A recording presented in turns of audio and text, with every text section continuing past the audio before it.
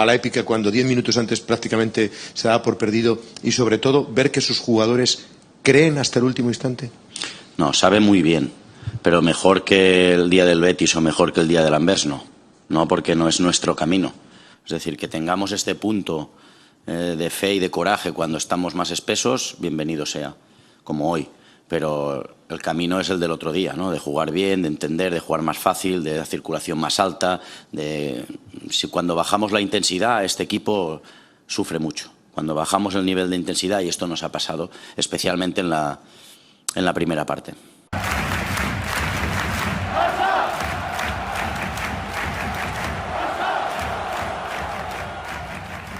So the big reason why I wanted to show everybody that video first before I started this video is because I want everybody to know exactly what Xavi Hernandez had to say about Barcelona's performance, because I have seen a lot of comments basically stating that it was okay for Barcelona to drop their level and performances in the first 70 minutes. It's normal. Barcelona do not need to be 100% focused in every game, and for the full 90 minutes, it's okay. And that there are going to be moments where the players are going to put their hands down and just be relaxed. But that's not really the way to approach football, I would say. And I don't even think that it is impossible to be 100% focused in every game. It is very much possible to always be playing with high intensity, with aggression, with good flow with the ball. And that is what Xavi Hernandez was saying during the press conference. Like, many people did assume that Xavi Hernandez was going to be okay with this win, and he was going to say, yes, Barcelona do have the fighting spirit, we have the winning mentality, it's okay that we were losing 2-0 and we came back 3-2 because that's all that matters. It's the win, it's the 3 points. But Xavi Hernandez did not say that at the press conference. He said that Barcelona need to have better flow with the ball, better rhythm, better rotation, better intensity, better aggression. And ultimately, Xavi Hernandez said that the ideal way for Barcelona to win in every match would be within the examples of Antwerp and Real Betis. Barcelona must win in that way all the time. And so I know that many of you guys do see me as like a crazy person, because I do say that Barcelona need to play top entertaining football and we have to win by a 4-goal margin or a 5-goal margin. I say that for a reason. I say that because I know that is exactly what Xavi Hernandez also wants, and that is what makes Barcelona great. We can't settle for less. Like, I think that there are 3 different levels to football and how you approach football. It is the Ronald Koeman Barcelona, where if you see the opposition trying to score goals against you and they score goals against you, you put your arms down and you give up, right? That is the Ronald Koeman level of football. We felt inferior to the opposition and we were scared, and we don't react to the 2-0 lead that the opposition does have. But then there's the level 2, right? Which is how you react to you losing 2-0 during the game, which in this case would be the level of Real Madrid. They know how to act and they know how to respond when they're 2-0 down, 3-0 down, maybe 1-0 down, and there's only 10 to 15 minutes left. We have seen Real Madrid do that in the past 6 to 7 years in the Champions League, sometimes even in La Liga. That is what Real Madrid is really known for. That is their level, and it has always been that way, and it will continue to be. But then we move on towards the next level, which is what Xavi Hernandez was stressing about, and that is for the team to be at a level where you display complete dominance from the first minute all the way into the 90th minute. You control the ball, you have possession, you move the ball quickly, you attack the open spaces, you win all 1v1 duels, you score goals, you bring a lot of assists. Every player is involved in the play. There is no standout player in the team. Every player is doing good and doing their job, and you play great entertaining football against any opposition, and you destroy them by a huge goal margin. That is what Barcelona is striving for. That is what Barcelona is, and that is the top level. Barcelona is trying to strive to be in that level. Do I believe that Barcelona is at that top European level yet? No, I don't think so. There's only one team that I think has that level and capacity, and that is Manchester City, and nobody else. But Barcelona is well on their way. Apparently today we found out that the answer was that Barcelona are in the second level, right next to Real Madrid, maybe slightly above them, because Barcelona have beaten Real Madrid over the past year. And we also do have different intentions on how we do view football. We want to be able to play entertaining football and dominate the ball, make the game ours, take total control. And I'm glad to see that Xavi Hernandez is well aware and confirming to us that this is Barcelona's biggest intention and the biggest goal for this season, is to become that dominant team from minute 1 to minute 90. And there are 2 things that I think would need to happen in order for us to get to that next level. Point number 1 would be to have all of our players healthy, which is almost impossible, but not impossible completely, right? We need Pedri, Frankie de Jong, and Ronald Araujo just returned at 100% fully fit. And then point number 2 is for all of the players to understand what exactly happened against Celta Vigo and what we must learn from this, to never drop intensity, to never drop the attitude towards a match ever, no matter how you feel. It does not matter if you're warming up before the match and you don't feel like playing. You must feel like you want to play, and especially when you signed up to play play for Barcelona. If those two things could happen and you have that growth mentality on learning on your mistakes, Barcelona will be well on their way. And hopefully they can showcase this against Mallorca, which will be a game that we will be playing next week on Tuesday. So now that I do have that cleared up, I also do want to move on towards the player ratings for this match against Celta Vigo. And so here are going to be my ratings. Ter Stegen does get an 8 out of 10, 10 being the best. I think that Ter Stegen made great saves. Celta Vigo could have scored more goals, but Ter Stegen was there. I don't think that those 2 goals that were conceded by Barcelona were his fault at all. It was simply because of the defense and because we were being exposed by Xavi Hernandez's tactics in the first 45 minutes. Moving on towards Joao Cancelo. Joao Cancelo gets a 10 out of 10 for me. I know that he wasn't the very best in the first 45 to 55 minutes, but Joao Cancelo just really ended the game in a very special way, bringing in an assist and also a goal as a right back, being the main contributor towards Barcelona progressing play and finishing Celta Vigo and getting the 3 points. So to me, a 10 out of 10. Great performance. Jules Koundé for me gets a 8 out of 10. He was a great defender. I know that, again, like one of the reasons why Barcelona did concede 2 goals, it was because of Koundé. He was being exposed a lot, but again, it goes back to what Xavi Hernandez did say, and that is him saying that it was his fault that Barcelona conceded those 2 goals. Koundé overall was an amazing defender, and so again, I would give him an 8 out of 10. Christensen for me, I would give him a 7 out of 10. He completed 97% of all of his passes, and he had to come off early, which kind of sucks because he was on his A game, I think, and he came out for Alejandro Balde. Marcos Alonso is like probably one of the worst players that played in this match, and I would give him a 5 out of 10, maybe even a 4.5, a 4.5 solid rating. And I say this because he provided no value. He did not give anything to the left flank. He had no capability to defend well, no capability to attack well. He did not contribute in anything that Barcelona wanted to do on the left side. And so I don't even know why till this day we have Marcos Alonso. This is a player that clearly provides nothing to this Barcelona team. Moving on towards the next player, and that is Frankie de Jong. I would give him a 7 out of 10. And it's unlucky to see that he had to leave on the 35th minute, and because he was like caught limping on the field, and many people thought that he couldn't play anymore, and it was true. He couldn't play anymore, and now he's out for about 5 to 7 weeks. And that is something that we're also going to be talking about in a later video, as how is Barcelona going to be adjusting their game now with the absence of Frankie and also Pedri. But he was one of the main drivers in the first 45 minutes to progress the ball forward into the final third. I know that it was really hard to get through that 5-man defensive line, but Frankie de Jong did what he could, and so I would give him a 7 out of 10. He looked like he was one of the only players that cared about the result of this game. Moving on towards Oriol Romeu, another player that did not play a full 90-minute match. Oriol Romeu, I would say I would give him a 7.5 out of 10. I was really happy with what he did in the first half by blocking 2 shots. It could have led to Celta Vigo finding 3 goals in the first 45 minutes, and so Oriol Romeu was one of the saviors for Barcelona on this night, and so I would give him a 7.5 out of 10. One of the best players for Barcelona. For Gundogan, I would give him an 8 out of 10. Ferran Torres, I would give him a 7. Did not really do much. I feel like the more I see Ferran Torres, the more I just think that Ferran is a impactful super sub, but he did not really do much while he was there starting, so I would give him a 7 out of 10. Now moving on towards Lewandowski. Lewandowski does get a 9 out of 10. He scored 2 goals. We needed him in our toughest moments, and Lewandowski did show up, and also because of the brilliant assist from Joao Cancelo, which is why I give him a 10 out of 10. Lewandowski was able to find 2 amazing goals and put Barcelona on a 2-2 tie, and from there you just felt that energy just changed for Celta in a bad way and for Barcelona in a good way. And just like all the other players, do I think that Lewandowski was always involved throughout the whole game? No way. Not even a chance. Lewandowski did not even, I would say, see the ball in the first 55 to 60 minutes, but I will still give him a 9 out of 10. Joao Felix, I would give him a 8.5 out of 10. He gave an assist to Lewandowski that led towards Barcelona finding the first goal, and it was an amazing assist, very Ronaldinho-like, as I always say. Joao Felix really does get his inspiration from the old Brazilian star, and he's only 23 years old. Like, that pass was just amazing. I can't wait to see how he does evolve at Barcelona for the next 5 to 6 years. The amount of key passes he's going to contribute is going to be so spectacular to watch. Gavi, who was one of the substitutes, I would give him a 8 out of 10 for making that amazing assist to Joao Cancelo. An amazing assist, proving all the haters wrong. Everybody was saying that Gavi doesn't give anything, but he just runs and that's it. But no, you see him with that spectacular assist, very much replicated Xavi Hernandez's assist to Iniesta back in 2010 between Barcelona and Real Madrid, where they won 5-0. An amazing assist. Gavi giving out an assist exactly like Xavi? Really? Many people did not expect that. And then we're just going to quickly finish it off here. Alejandro Balde gets a 6 out of 10. Rafinha gets a 6 out of 10. Lamine Yamal also gets a 6 out of 10. And then we have Araujo with a 7 out of 10. He played amazing for a player that did not play for a very long time. He had a few good interceptions. I saw him running back, trying to cover up the space behind him because, you know, Celta Vigo were always trying to go on the counter and they exposed Barcelona, and Araujo was there to really track back in a very intense way. I really do miss that duel between Koundé Kuna and Araujo. So for me, 7 out of 10. So that is going to be wrapping up today's video. Thank you guys so much for watching, and I will see you guys in the next one.